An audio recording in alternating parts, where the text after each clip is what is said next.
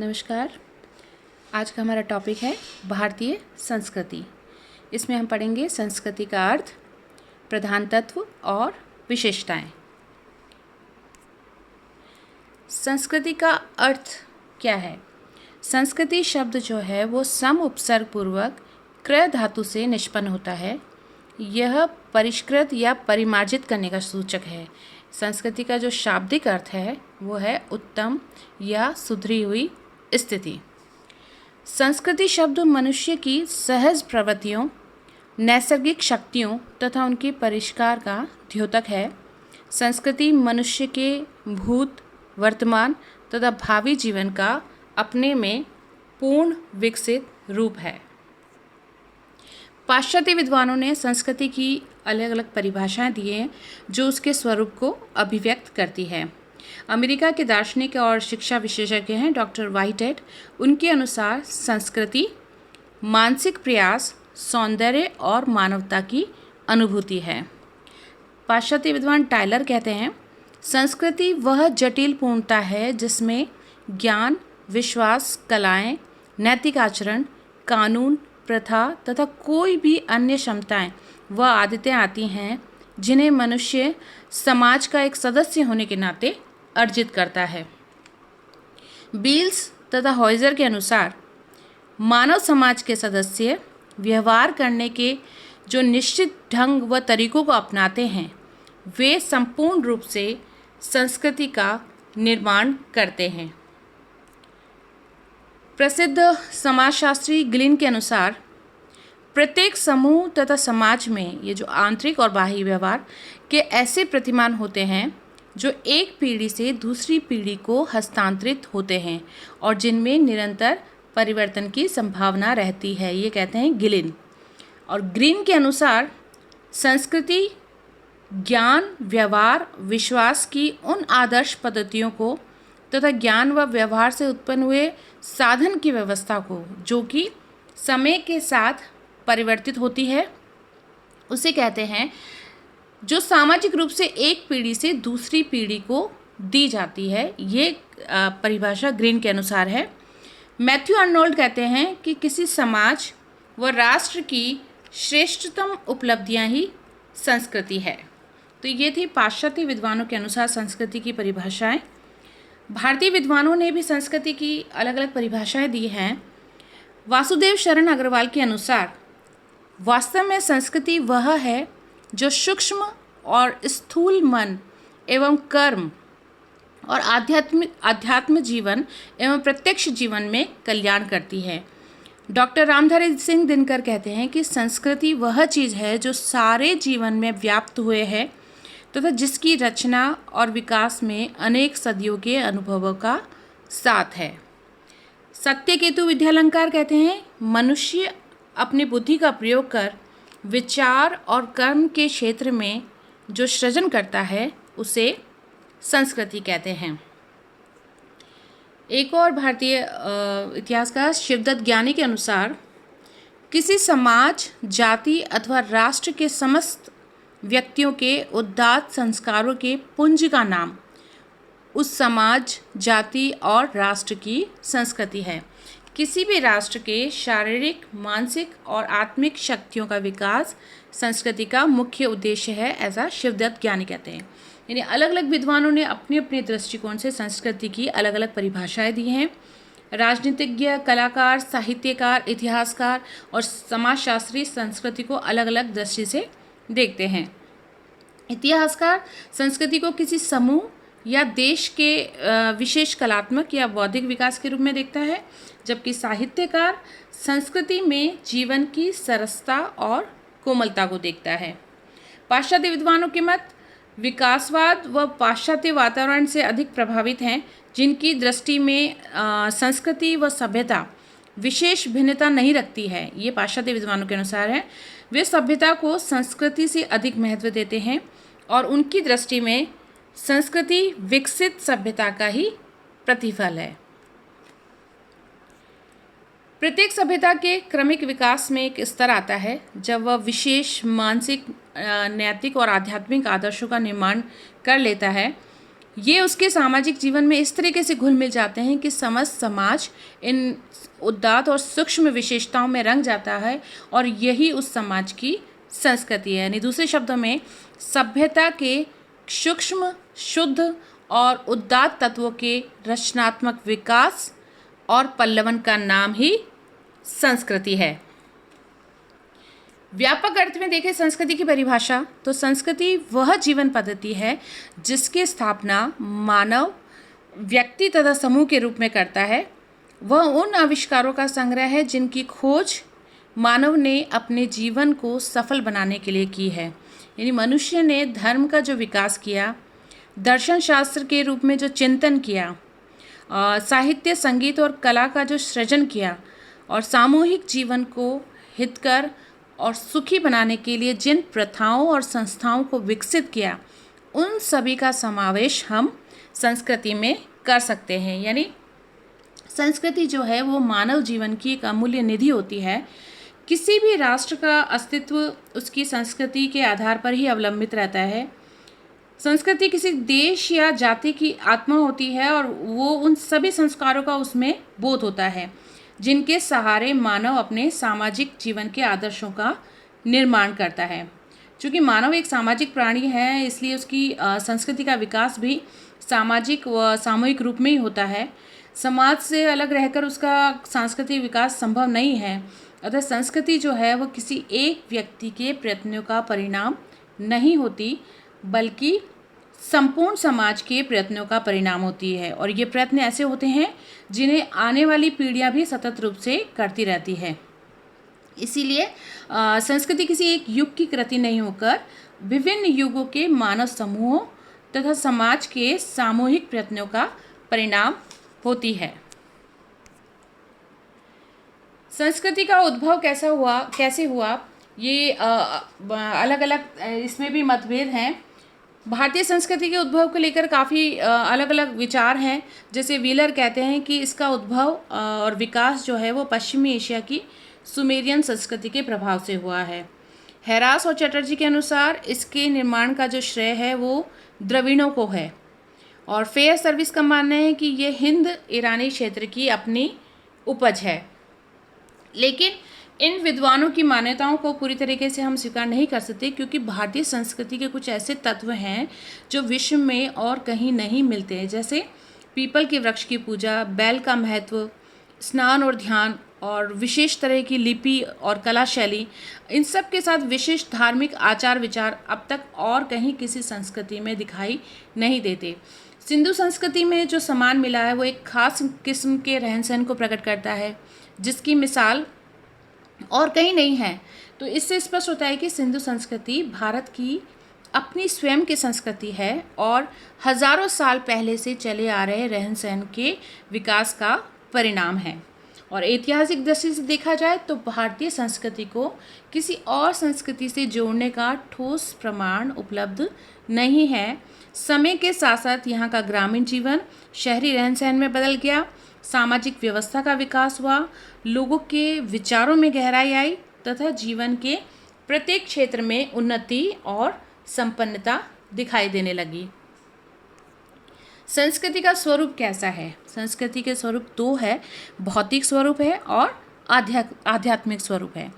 भौतिक संस्कृति क्या है? भौतिक स्वरूप क्या है संस्कृति का?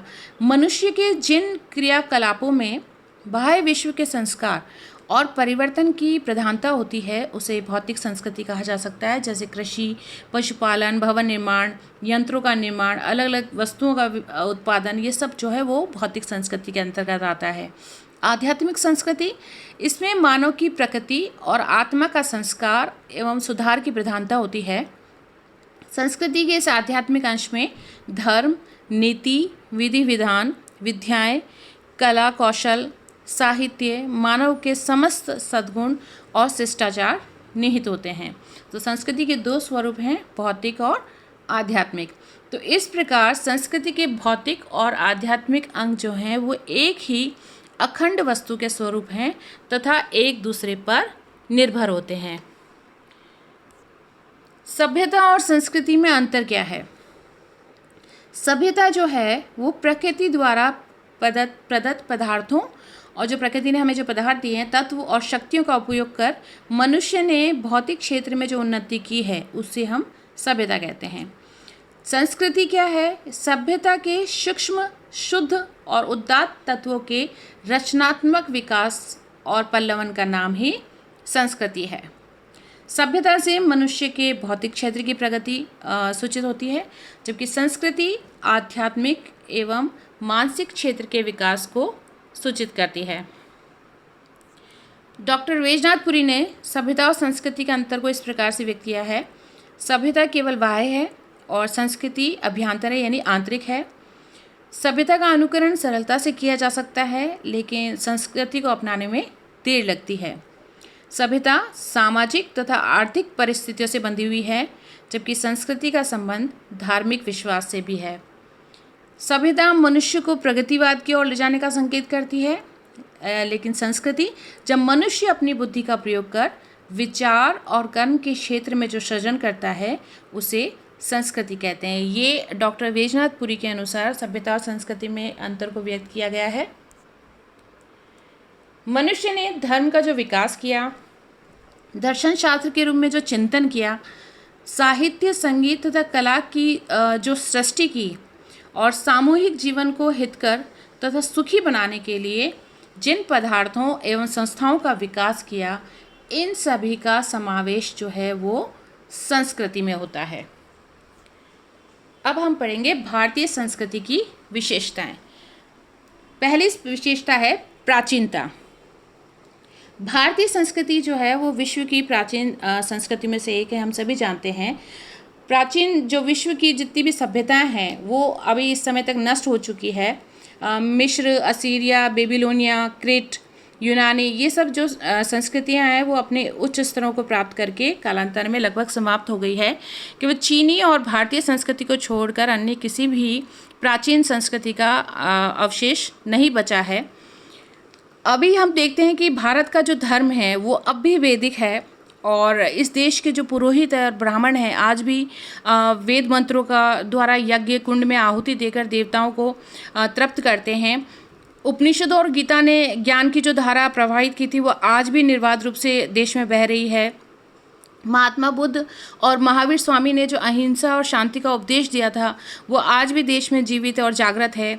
इसे जो भारतीय संस्कृति की प्राचीनता और स्थिरता जो है वो भारतीय जीवन के प्रति उसकी अनुकूलता और उपयोगिता को स्पष्ट करती है। दूसरी विशेषता है भारतीय संस्कृति की आध्यात्मिकता। किसी भी देश की संस्कृति अपने को धर्म, दार्शनिक विचार, साहित्य और कला आदि के रूप में अभिव्यक्त करती है। भारतीय संस्कृति ने अपने को जिस रूप में अभिव्यक्त किया है वह है अध्यात्म की भावना।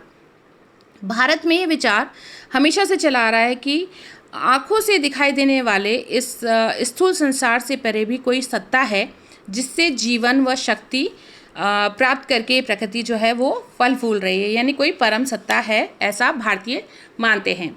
तो भारतीय धर्म ग्रंथों में मानव की आदि भौतिक प्रगति के साथ साथ उसकी आध्यात्मिक प्रगति पर भी बल दिया गया है। मानव जीवन का जो सर्वोच्च लक्ष्य है वो आध्यात्मिक पद्धतियों पर चलते हुए ब्रह्म का ज्ञान प्राप्त करना या अन्य साधनों से सांसारिक जीवन से मोक्ष प्राप्त करना माना गया है। यानी आज भी भारतीयों का जो चरम लक्ष्य है वो है मोक्ष प्राप्ति। भारतीय संस्कृति की तीसरी विशेषता सहिष्णुता। अलग अलग संप्रदायों के प्रति सहिष्णुता और सम्मान का भाव जो है वो भारतीय संस्कृति का प्रधान अंग रहा है। प्राचीन इतिहास में भारत एकमात्र ऐसा देश था जहाँ हिंसा और धर्मांधता की प्रधानता थी, और उस समय प्रधानता नहीं रही, लेकिन ऋग्वेद में कहा गया है कि एक स्वद्विप्रा बहुधा वदंती, यानी एक ही भगवान का ज्ञानी लोग जो है वो अलग अलग तरीके से वर्णन करते हैं। गीता में भी इसी विचारों की पराकाष्ठा तक पहुंचा है कि भगवान कृष्ण ने तो यहाँ तक कहा है कि अन्य देवताओं की श्रद्धापूर्वक उपासना करने वाले भी मेरा ही भजन करते हैं। यानी विविध प्रकार की उपासनाएं उस तक पहुँचने के मार्ग हैं। अलग अलग तरीके से पूजा करने के अलग अलग किसी भी तरीके से आप पूजा करेंगे लेकिन वो केवल एक ईश्वर तक ही पहुंच पा रही है। इन सब धार्मिक विचारों का परिणाम ये निकला कि यहाँ सभी पंथ और संप्रदाय के जो लोग हैं वो प्रेम से रहें, और इसी सहिष्णुता से आर्यों ने अपने से अलग नारियों और जो विधर्मी लोग थे उनकी उपासना पद्धति को स्वीकारा। और इसके अलावा भारत ने विदेशों से जो धार्मिक अत्याचारों के द्वारा पीड़ित होकर आने वाले लोग थे, जैसे पारसी, यहूदी, ईसाई लोग, उनको अपने यहाँ उदारतापूर्वक शरण दी। इसी से आर्य जो है विविध आचार विचार और धार्मिक विश्वासों वाली भारत की जितनी भी विभिन्न जातियां हैं उसमें एकता उत्पन्न कर सके। चौथी विशेषता है आनुकूल्यता। भारतीय संस्कृति में आनुकूल्यता प्राचीन युग से लेकर आज तक के युग में पाई जाती है। आनुकूलता का अभिप्राय है अपने को परिस्थितियों के अनुकूल बनाते रहना है। जूलॉजी में एक नियम है कि वही प्राणी दीर्घजीवी होता है जो परिस्थितियों के अनुकूल अपने को ढालता रहे। तो संस्कृतियों पर भी यही नियम लागू होता है। भारतीय संस्कृति अपने इस गुण के कारण सभी विषम परिस्थितियों में परिवर्तित करती हुई जीवित रही, और परिस्थितियां निरंतर परिवर्तित होती रही, और हमारे धर्म, समाज, आचार विचार में निरंतर परिवर्तन होता चला गया। किंतु ये परिवर्तन इतना धीरे और इतनी सूक्ष्मता से हुआ कि हमें उसका बिल्कुल भी पता नहीं चला। तो वैदिक युग से वर्तमान युग तक हम देखें तो हमारे कई आचार विचार और व्यवस्थाओं में परिवर्तन हुआ है। जैसे उस समय हमारा धर्म यज्ञ प्रधान था, जबकि आज भक्ति प्रधान है।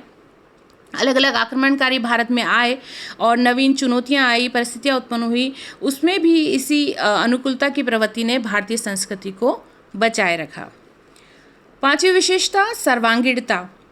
व्यक्ति का सर्वांगीण विकास जो है वो भारतीय संस्कृति का आधारभूत विचार है।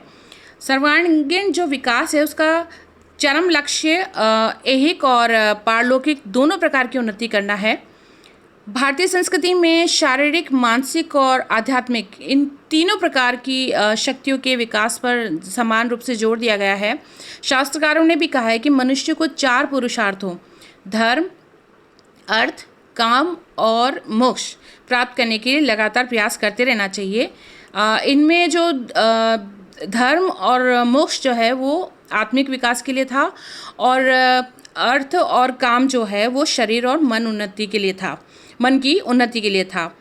तो इनकी प्राप्ति के लिए आश्रम की व्यवस्था की गई, यानी ब्रह्मचर्य और गृहस्थ आश्रम धर्म, अर्थ और काम की प्राप्ति के लिए, तथा वानप्रस्थ और संन्यास आश्रम जो है मोक्ष प्राप्ति के लिए प्रयास किए जाते थे।